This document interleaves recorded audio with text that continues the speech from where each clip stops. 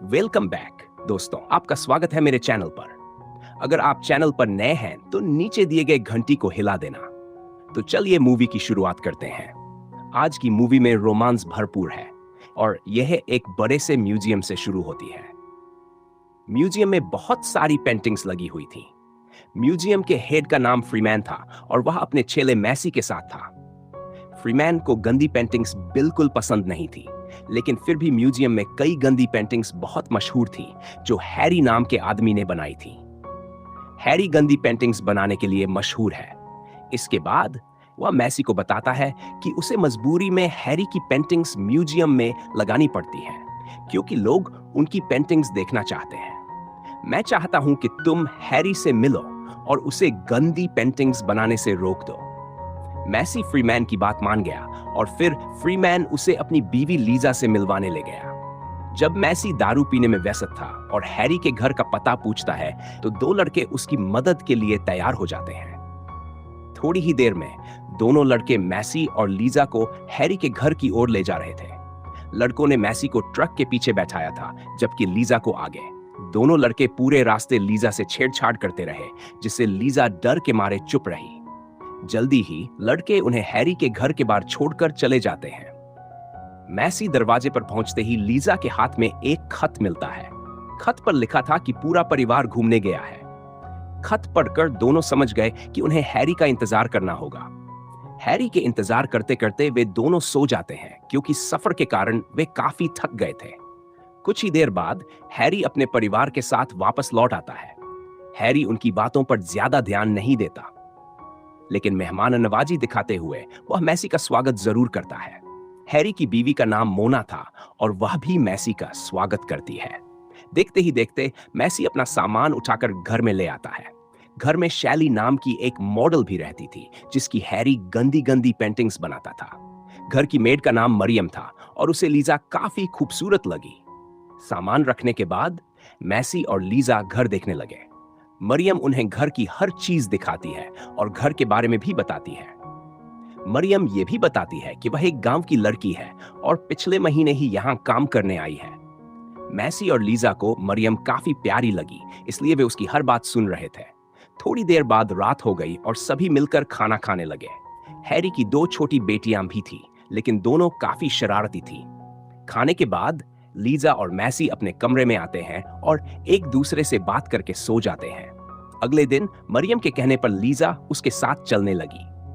मरियम नदी में नहाने जा रही थी, इसलिए उसने लीजा को भी अपने साथ ले लिया। जल्दी ही वे नदी तक पहुंच जाते हैं। वहां लीजा देखती है कि दो लड़कियां बिना कपड़ों के थी, लेकिन लीजा और मरियम ने नहाने की पोशाक पहन रखी थी। लीजा नदी में जाने ही वाली थी कि उसकी नजर एक लड़के पर पड़ती है। लड़का भी नदी की ओर आ रहा था और उसे देखकर लीजा तीनों लड़कियों को बाहर आने को कहती है। लड़कियां लीजा को बताती हैं कि घबराने की जरूरत नहीं, ये लड़का विंस है और इसे कुछ भी नजर नहीं आता। यह पास ही रहता है और हैरी इसकी भी पेंटिंग्स बनाता है। इसी बीच विंस पानी के पास आकर पानी पीने लगता है। शैली उसे अपने पास बुलाती है, लेकिन विंस मना कर चला जाता है। मरियम शैली से पूछती है कि तुम विंस को क्यों बुला रही थी, तो शैली बताती है कि वह विंस का पानी निकालना चाहती है। लीजा को शैली अच्छी नहीं लगती, इसलिए वह बिना नहाए ही वापस चली आती है। थोड़ी देर बाद हैरी नई पेंटिंग बनाने की तैयारी कर रहा था और इसी बीच मैसी उससे पूछता है कि तुम गंदी पेंटिंग्स ही क्यों बनाते हो, क्योंकि तुम्हारी पेंटिंग्स में लड़कियां बिना कपड़ों के होती हैं। हैरी उससे कहता है कि समझदार लोग मेरी मॉडल्स के बदन की तारीफ करते हैं, जबकि बेवकूफ लोग मेरी पेंटिंग्स को गंदा मानते हैं। इसके बाद मरियम कपड़े पहनकर उनके पास खड़ी थी। तीनों को तैयार देखकर हैरी उनकी पेंटिंग बनाने लगा। अगले दिन लीजा घूमते घूमते नदी के पास आ जाती है और वहां उसे विंस नजर आता है। विंस अपने हाथ का इस्तेमाल कर अपना पानी निकाल रहा था। विंस का डंडा देखकर लीजा गर्म हो गई। इसी दौरान विंस को लगा कि उसे कोई देख रहा है, इसलिए वह लीजा की तरफ एक चाकू फेंकता है। विंस की इस हरकत से लीजा इतना डर जाती है कि वह जल्दी जल्दी वहां से भाग जाती है। भागते भागते लीजा को रास्ते में तीनों मॉडल्स मिल जाती हैं। शैली गाड़ी चला रही थी, तारा उसके पास बैठी थी और मरियम पीछे खड़ी थी। तीनों कस्बे में घूमने जा रही थी, इसलिए वे लीजा को भी अपने साथ ले लेती है। तारा लीजा से कपड़े बदलने को कहती है क्योंकि उसने काफी साधारण कपड़े पहन रखे थे। जल्दी ही चारों लड़कियां कस्बे में पहुंच जाती हैं। यहां आकर वे एक दारू खाने में जाती हैं और दारू लेकर बाहर ही बैठ जाती हैं।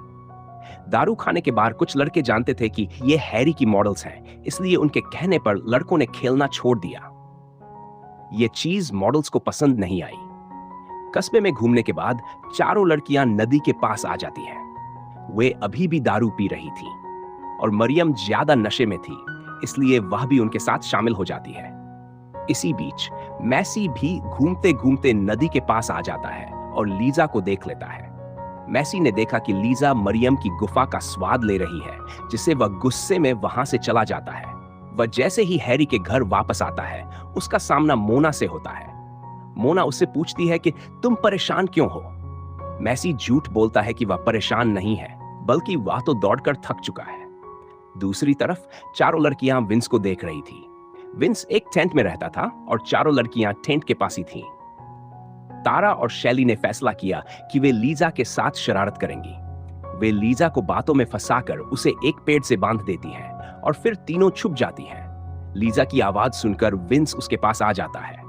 लीजा उसे बताती है कि उसके दोस्तों ने शरारत की है और उसे पेड़ से बांध दिया है।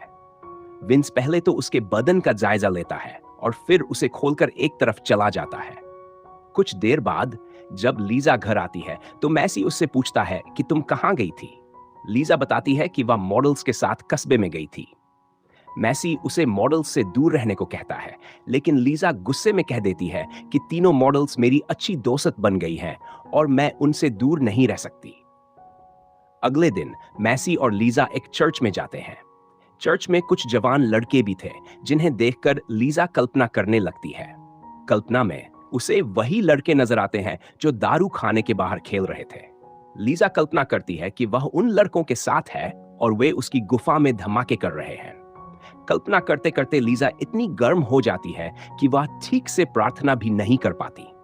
रात को लीजा देखती है कि हैरी विंस की गंदी पेंटिंग बना रहा है। विंस का डंडा देखकर वह फिर से गर्म हो जाती है, लेकिन इस बार वह खुद को संभाल लेती है। इसके बाद जब मैसी उसकी गुफा में धमाके करने लगता है तो उसे बिल्कुल भी मजा नहीं आता। नींद में लीजा एक सपना देखती है जिसमें विंस उसकी गुफा में धमाके करता है और लीजा को उसके साथ बहुत मजा आता है। अगली सुबह विंस हैरी का घोड़ा साफ कर रहा था और लीजा उसे छुपकर देख रही थी। मैसी भी वहीं था और उसे पता चल जाता है कि लीजा की नजर विंस पर है। वह लीजा से पूछता है कि तुम्हारा ध्यान कहां है, लेकिन लीजा कुछ नहीं बोलती और कमरे में चली जाती है। रात को मैसी लीजा से कहता है कि जब तुम मरियम की गुफा का मजा ले रही थी तब मैं नदी के पास ही था।